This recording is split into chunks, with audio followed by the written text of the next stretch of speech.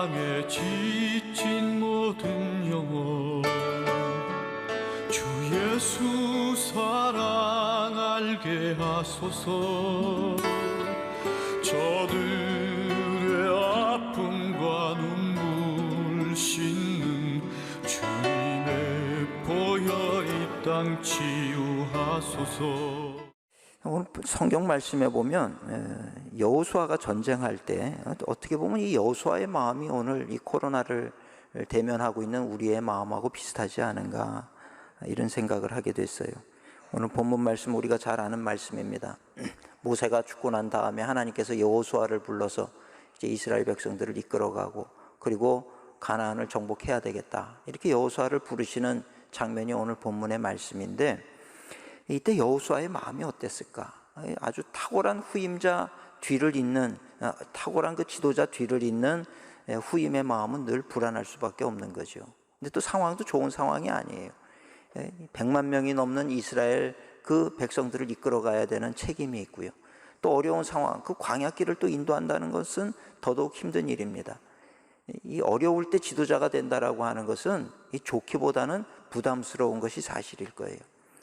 거기다가 이제 가나안에 사는 거민들하고 전쟁을 치러야 되는 그런 상황이더라는 것입니다. 전쟁이라고 하는 것은 죽느냐 죽이느냐, 내가 상함을 받을 수가 있어요. 우리 가족도 잘못될 수가 있고 여러 가지로 어려움을 당할 수 있는 그런 처지라고 하는 것이죠. 이런 상황 속에서 어떻게 해야 될 것인가? 이 여호수아의 마음이 어땠을까? 한편으로는 도망치고 싶은 마음도 있고, 또 한편으로는 또 염려, 근심, 걱정, 또 억울하다고 그런 느끼는 그런 부분도 없지 않아 있을 것 같고, 이 전쟁을 앞두고 사명을 받은 이 여호수아의 모습이 어찌 보면 이 코로나19 이 앞에서 흔들리고 있는 우리들의 모습하고 비슷하지는 않은가, 이런 생각을 하게 됩니다. 근데 감사한 것은 성경을 보니까 여호수아가 염려할 것이 없었던 것이, 시간이 지나고 보니까 하나님께서 도우셔서 이기게 하시고 모든 것을 다 정착시켜 주시고, 결론을 보면 우리가 사실은 이 어떤 과정 가운데서 두려워할 필요가 없다는 거죠. 성경을 통해서 우리가 위로를 받는 것은 이 여호수아도 그렇고 하나님께서 이렇게 도우시고 인도해 주셔서 승리하게 하셨다, 이것을 보면서 우리의 삶도 하나님께서 인도하셔서 결국은 우리로 하여금 하나님을 다시금 찬송할 수 있는 그 시간이 오도록 하나님께서 만들어 주실 것이다, 이것을 우리가 확인하게 되는 거죠. 오늘 말씀을 통해서 우리가 이 확신 속에 우리가 승리의 길을 걸어갈 수 있는 우리 믿음의 성도님들 되시기를 주님의 이름으로 축원을 드립니다. 근데 우리가 배워야 될 교훈이 성경 속에는 있어요. 그게 뭐냐면 여호수아가 이 위험한 상황 속에서 이스라엘 백성들을 잘 이끌어갈 뿐만 아니라 가나안 정복 전쟁에서 승리하고 그 땅을 후손들에게 물려주는 그런 놀라운 업적을 이루기까지 이유가 있다는 거예요. 비결이 있다는 것입니다. 그것은 뭐냐면 바로 이 여호수아가 하나님의 말씀 앞에 믿음의 사람으로 서 있었기 때문이더라 라고 하는 거죠.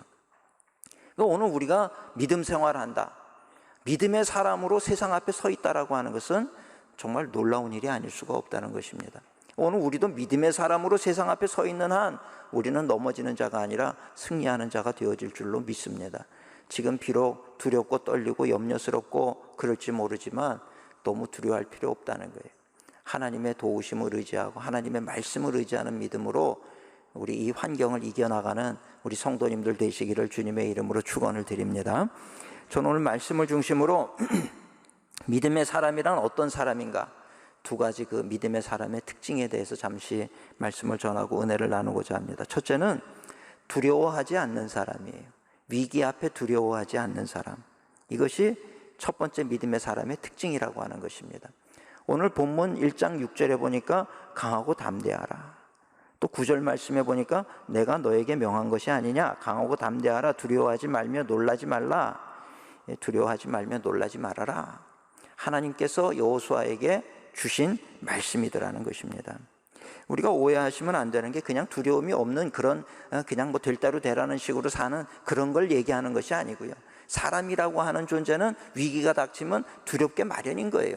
그거는 믿음이 좋은 사람도 마찬가지고 그 누구랄 것 없이 위기가 닥치면 그 순간에는 흔들리게 되어 있다는 거죠. 그랬을 때 우왕좌왕하는 것이 아니라 하나님의 말씀을 다시 기억하는 거예요. 그 말씀을 기억하고 하나님이 나와 함께 하신다는 그 분명한 믿음의 확신을 가지면서 이 두려움을 극복해가는 것, 두려움을 이겨나가는 상황을 이야기하는 것입니다.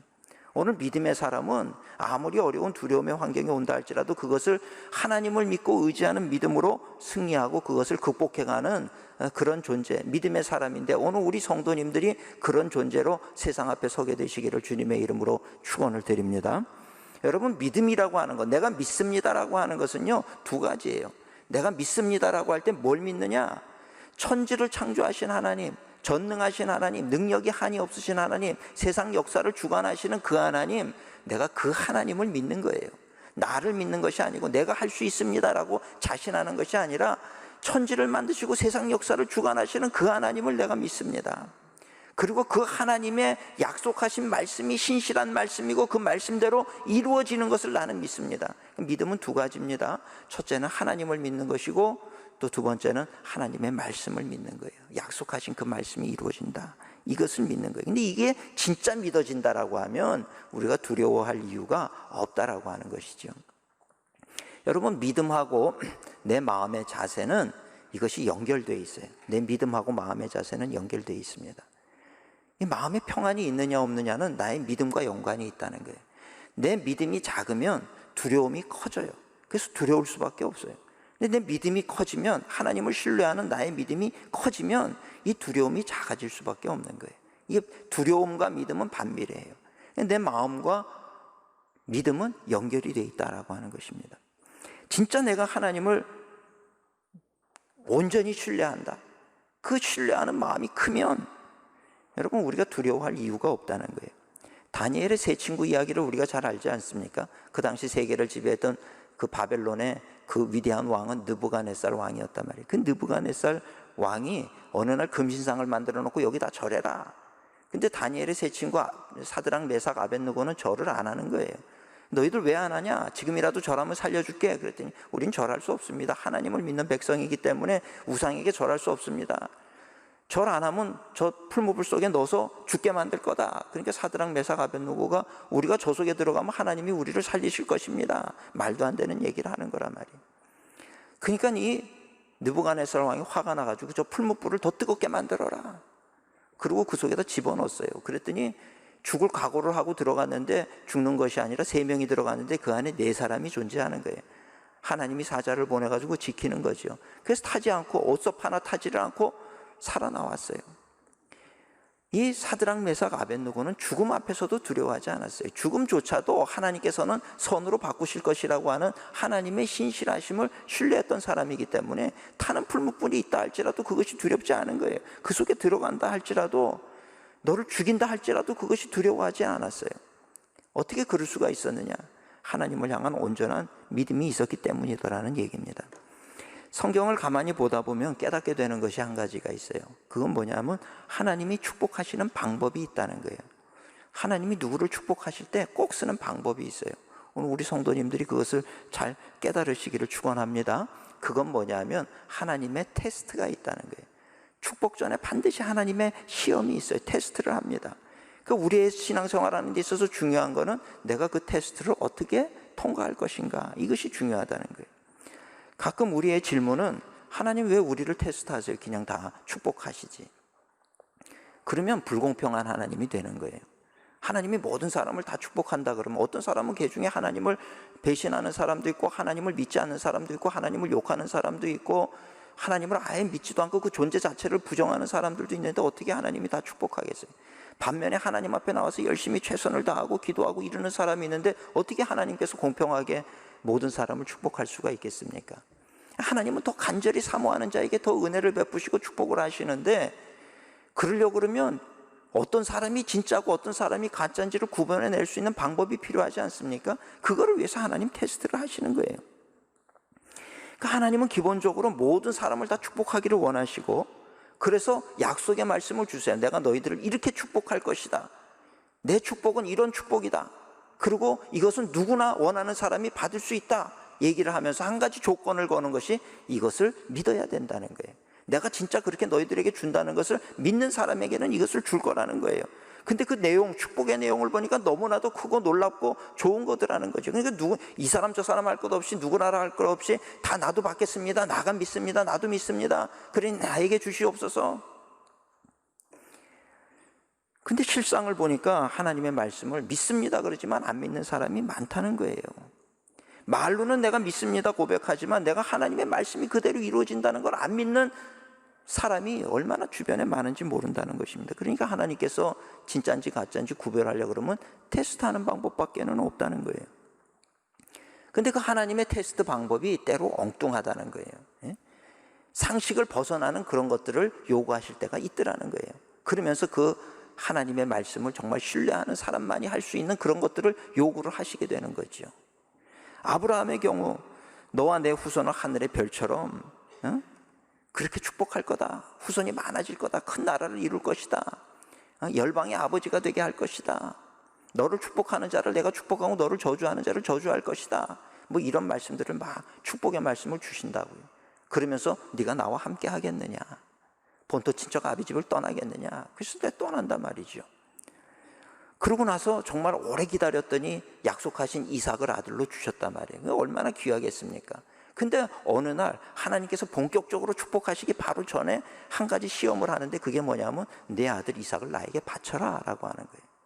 여러분 그쯤 되면 우리 같으면요, 하나님 축복 필요 없습니다. 그냥 이삭 살게 해주세요. 나 이삭이랑 살겠습니다.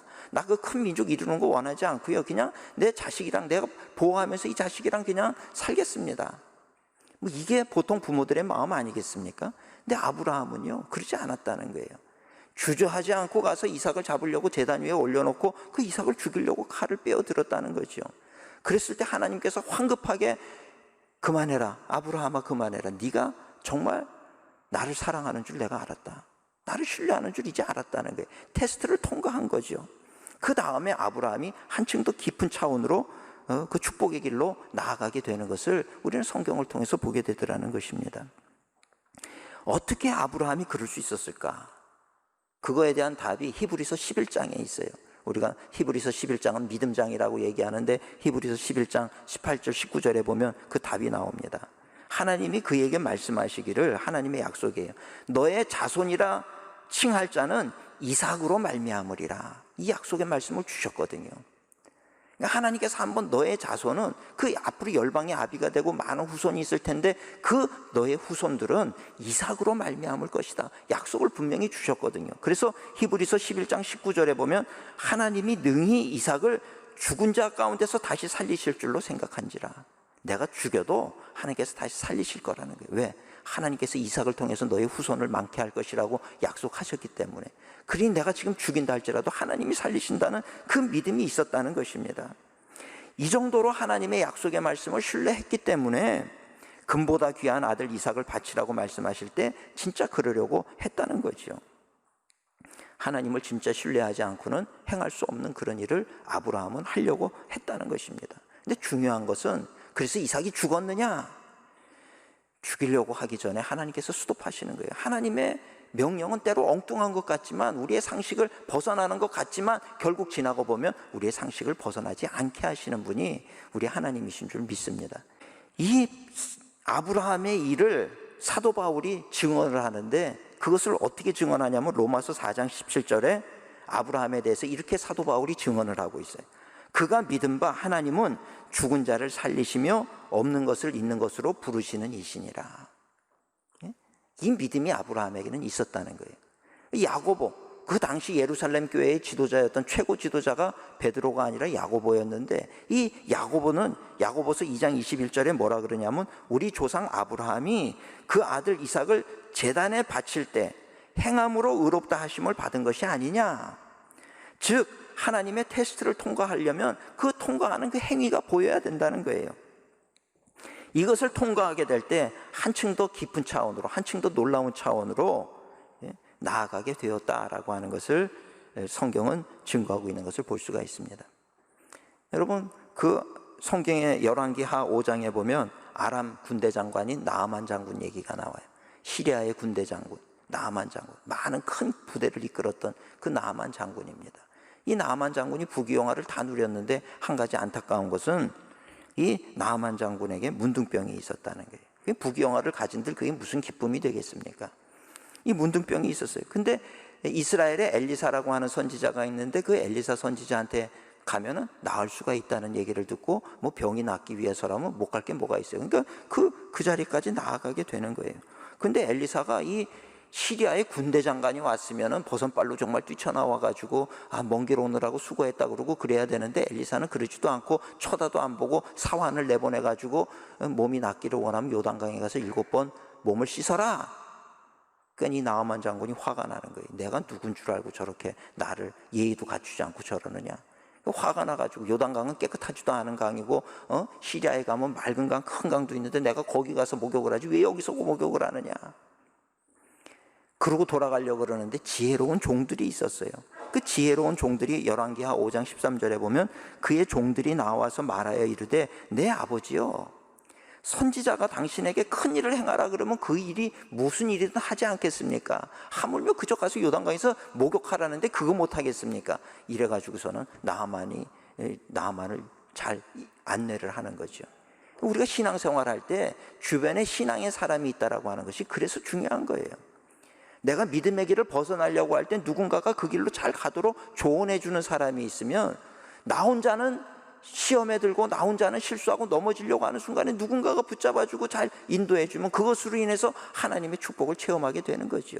근데 오히려 내 주변에 믿음 없는 사람들이 가득하면 내가 믿음의 길로 가려고 할 때 이 어리석은 자야 뭘로 교회 다니냐 그 말을 믿냐 어리석다 이런 얘기를 하면 내가 믿음의 길 축복의 길을 가다가도 떨어져 나가게 되는 거예요. 그래서 내 주변에 어떤 사람들이 존재하느냐 이것은 굉장히 중요한 일이 아닐 수가 없다라고 하는 것입니다. 그러니까 이 지혜로운 종들의 요청에 의해서 나아만이 요단강에 가가지고 진짜 7번 몸을 담그는데 7번째까지 몸을 담그고 나왔더니 그 다음에 성경은 이렇게 표현이 되어 있습니다. 열왕기하 5장 14절에 보면 나아만이 이에 내려가서 하나님의 사람의 말대로 요단강에 7번 몸을 잠그니 그의 살이 어린아이의 살같이 회복되어 깨끗하게 되었더라. 할렐루야. 믿음이 있다는 것은요 이런 거예요. 오늘 우리 사랑하는 성도님들 믿음의 사람들은요 하나님의 기적을 경험하게 되어 있습니다. 오늘 우리 성도님들 다 이 기적이 나의 간증이 되어서 이 간증이 없으면 안 돼요. 신앙생활을 할 때 살아계신 하나님을 내가 간절히 사모하고 만났을 때 그것으로 인해서 이루어지는 놀라운 기적적인 일들을 우리는 경험해야 된다는 거예요.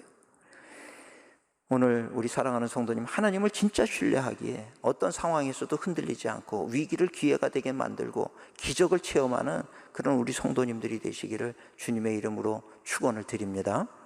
그래서 두 번째로 믿음의 사람은 하나님의 말씀을 삶의 기준으로 삼는 사람들이에요. 하나님의 말씀을 삶의 기준으로 삼아야 돼. 누구나 삶의 기준이 있어요. 세상의 가치관이 기준이 되기도 하고 내가 존경하는 선생님의 말씀이 내 삶의 기준이 되기도 하고 내 부모님이 하시는 말씀이 내 삶의 기준이 되기도 하고요. 학교에서 배웠던 그런 지식이 내 삶의 기준이 되기도 합니다. 그런데 그런 것들은 다 흔들려요. 나중에 시간이 지나면 이것이 아니라 더 내가 바르게 진실되게 내가 더 정말 후회하지 않을 수 있는 그런 삶을 살 수 있는 기회가 있었는데 세상을 의지하다 보면 마지막에 가서 고백하게 되는 것은 이 모든 것이 다 헛되고 헛되다 이것을 고백할 수밖에 없다는 이야기입니다.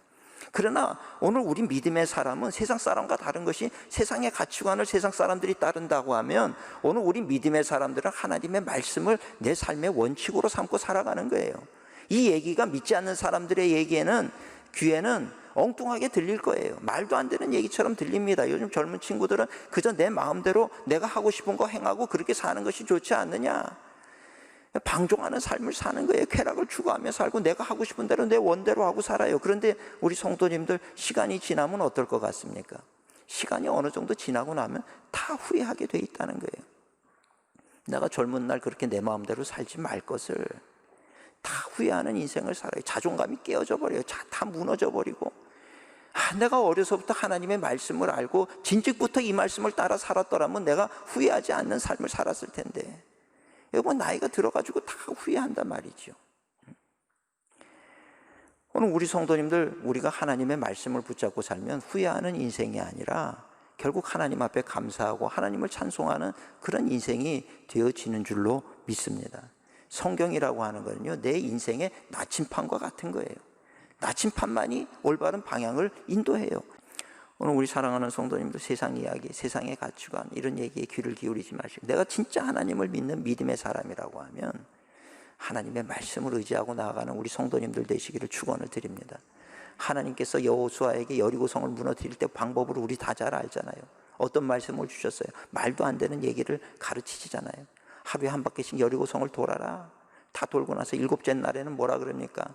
마지막 날에는 7바퀴를 돌아라. 7바퀴 돌았어요. 돌면서도 지금 우리가 뭐 하는 건가? 그러지 않았겠습니까? 그러고 났더니 그 다음에 소리를 지르라는 거예요. 소리 질렀더니, 소리 지르는 게 무슨 의미가 있습니까? 소리를 질렀더니 하나님이 역사하시면서 여리고성이 스스로 무너지게 만들더라는 거예요. 여러분, 이게 믿음의 원리라고 하는 것을 오늘 우리가 알아야 될 줄로 믿습니다. 신앙생활하면서 하나님의 말씀을 가까이 대면하면서 이런 것들을 자꾸 경험하고 또 경험하게 되면 믿음이 생겨요. 그 믿음이 생기고 나면 그 다음부터 하나님의 말씀이 진리라고 하는 것을 알게 되고, 그 다음에는 그 무엇을 요구하신다 할지라도 거기에 순종함을 통해서 하나님의 테스트를 통과할 뿐만 아니라 기적을 경험하는 그런 성도들이 되어지는 줄로 믿습니다. 참 감사한 것은 이 하나님의 말씀을 진리로 내가 확신하고 서게 될 때 우리 안에 생기는 일이 있어요. 그건 뭐냐 하면 두려움이 사라지고 자신감이 생긴다는 거예요. 자신감이 생기면요, 도전하게 되어 있습니다. 골리앗 앞에 서 있는 다윗이 그렇잖아요. 골리앗을 쳐다보면서, 저 이스라엘 백성 하나님을 조롱하는 그 이방인을 바라보면서 화가 나는 거예요. 근데 이스라엘 군대 중에서는 그 누구도 나가질 않아. 그러니까 다윗이 내가 나가겠습니다. 그러니까 사울 왕이 어린 꼬맹이 소년인 다윗을 보면서 네가 할 수 있겠느냐? 거기에 대해서 다윗이 어떻게 되겠죠? 뭐 한번 해볼게요. 나라도 나가볼게요. 그러지 않았어요. 다윗은 자기가 100% 이긴다는 확신을 가지고 나갔어요. 네가 이길 수 있겠느냐 그러는데, 그 사울왕 앞에 다윗이 뭐라고 고백합니까? 내가 양을 칠 때 사자도 나타나고 곰도 나타났는데 그런 것들도 내가 다 쳐서 이겼어요. 골리앗 하나 못 이기겠습니까? 자기는 진다는 생각을 눈꼽만큼도 안 한 거예요. 그리고 나아가서 돌을 던질 때 그 돌 한 방에 그저 맥없이 쓰러져 버리는 골리앗을 성경은 증거하고 있지 않습니까? 여호수아의 조력자였던 갈렙, 참 좋은 사람이에요. 믿음의 사람이지요. 여호수아는 갈렙 때문에 늘 마음이 든든했을 거예요. 이제 가나안 정복 전쟁을 할 때 저 험한 산지, 거기에는 거인 족속이 살고 있는 그 산지, 저 험한 산지지만 갈렙은 뭐라 그럽니까? 제일 먼저 나와서 여호수아에게 얘기하기를, 나를 선봉에 세워라. 저 험한 산지를 나에게 주십시오. 내가 점령하겠습니다. 85세 노인이 도전하는 마음을 가지고 얘기하는 게, 저 험한 산지를, 다 평탄한 곳을 좋아하지만 갈렙은 저 험한 산지를 나에게 주십시오. 내가 점령하겠습니다. 참 그 기백이 대단하다는 게, 어떻게 그런 마음이 생길 수 있느냐? 하나님을 믿는 믿음의 사람이었기 때문에 그렇다는 거예요. 여러분, 내가 하나님을 진짜 믿는 믿음의 사람이라고 하면 우리가 두려워할 이유가 없다는 거예요. 우리 사랑하는 성도님들, 하나님을 나의 삶의 보호자가 되시고 나의 인도자가 되신다는 이 믿음을 가지고 믿음의 사람으로 우리도 여호수아처럼 갈렙처럼 그렇게 나아갈 수 있는 우리 성도님들 되시기를 주님의 이름으로 축원을 드립니다. 목사님, 그러다 실수하면 어떻게 해요? 하나님의 말씀대로 실수하면 걱정하지 마세요. 내가 하나님의 말씀대로 하다 실수할 수 있지요. 인간이기 때문에. 그런데 그렇게 하다가 실수하는 부분에 대해서는 하나님께서 다시 회복시키신다는 걸 아셔야 돼요. 내가 하나님의 방법을 따르다가 실수할 때, 베드로가 물 위를 걸어서 예수님께 가다가 이 의심이 들어가지고 물에 빠져 들어갈 때 의심했다고 죽게 만드느냐? 절대 그렇지 않아요. 예수님께서 끌어올리시지 않습니까? 하나님께서 모든 거 합력하여 선이 되게 하세요. 우리는 하나님의 뜻대로 살려고 도전했던 그 자체를 하나님은 귀하게 보신다는 사실을 알아야 돼요. 우리 사랑하는 성도님들, 내가 믿음 생활한다라고 하는 것은 그저 교회에 한두 번 왔다 갔다 주일날 예배 드리는 그것을 믿음 생활이라고 얘기하지 않아요. 물론 그렇게 와서도 위로를 받고 은혜를 체험하는 사람들도 있지만 그것이 전부가 아니라는 거예요. 그저 내가 밥 먹을 때 잠깐 식기도 하는 것, 그것이 믿음 생활하는 증거가 아니에요. 믿음 생활은 그 차원을 뛰어넘는 것입니다. 진짜 신앙인, 진짜 믿음의 사람이라고 하면 세상의 위기라는 그 풍랑과 파도가 몰아칠 때 주님과 더불어 그 풍랑의 파도를 타는 거예요. 두려워하는 게 아니고 염려하는 것이 아니라 그것을 타는 거예요. 코로나19 조심은 해야 하지만 결코 두려움의 대상은 아니라고 하는 것입니다. 하나님이 잡고 계신 줄로 믿습니다. 그래서 우리는 그저 이 일을 통해서 하나님 하시고자 하는 일이 무엇입니까? 그 일이 이루어지기를 기도해야 되는 거죠. 그리고 주님이 나와 함께 하신다는 그 감사의 마음을 가지고 강하고 담대한 믿음으로 놀라지 말고 두려워하지 않고, 여리고 성을 무너뜨린 여호수아처럼, 저 험한 산지를 점령한 갈렙처럼 그렇게 도전하며 믿음의 승전보를 울리는 우리 일상광인교회 성도님들, 또 한국교회 성도님들이 되시기를 주님의 이름으로 축원을 드립니다.